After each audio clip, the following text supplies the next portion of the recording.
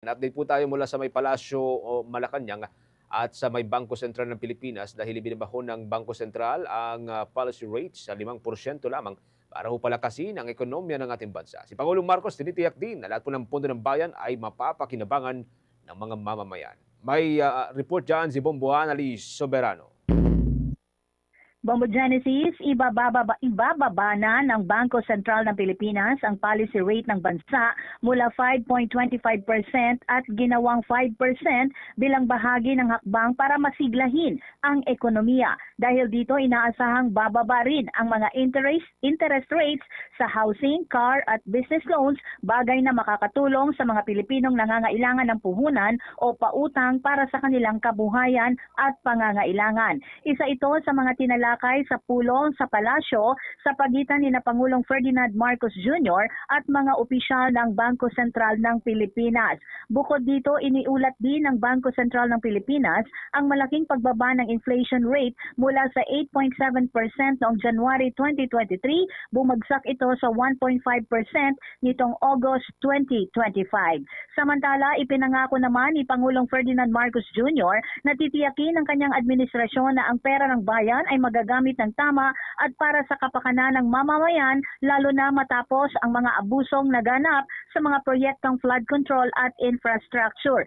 Ibinunyag ni Pangulong Marcos na inilipat na nga ang 255.5 billion pesos na dating nakalaan para sa mga locally funded na flood control projects ng Department of Public Works and Highways para sa 2026. Ito'y upang maiwasan ang korupsyon at mas mapakinabangan nito ng taong bayan. Ayon naman kay Palace Press Officer Undersecretary Claire Castro na tinitiyak ng Pangulo sa mga kababayan natin na ang 2026 national budget ay maayos. Pakinggan natin ang pahayag ni Palace Press Officer Undersecretary Claire Castro.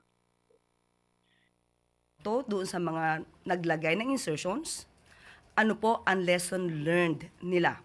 Dahil siguro po sa nakikita po natin at naipapakita na galit ang taong bayan, na siya rin pong nararamdaman ng Pangulo, nakita po natin na dapat sila ay matuto na tumupad sa kanilang mandato na maging tunay na public servant. At sinabi po ng Pangulo even before na kung meron man magkakamali o magiging anomalyang muli ang gagawin na budget sa 2026, yan po ay kanyang i-veto. So makakasiguro po tayo with all these things happening, makakaasa po ang taong bayan na magiging maayos ang 2026 budget at hindi po pahihintulutan na ng Pangulo ang mga maaanomalyang proyekto. Si Palace Press Officer Undersecretary Claire Castro. Mula sa Malacanang, Bombo Annalise Montaño Soberano nag-uulat.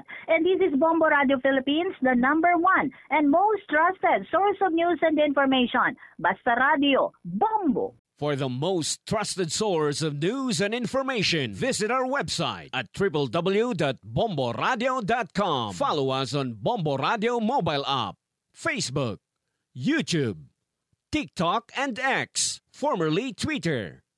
Like, share, and stay connected. Anytime, anywhere.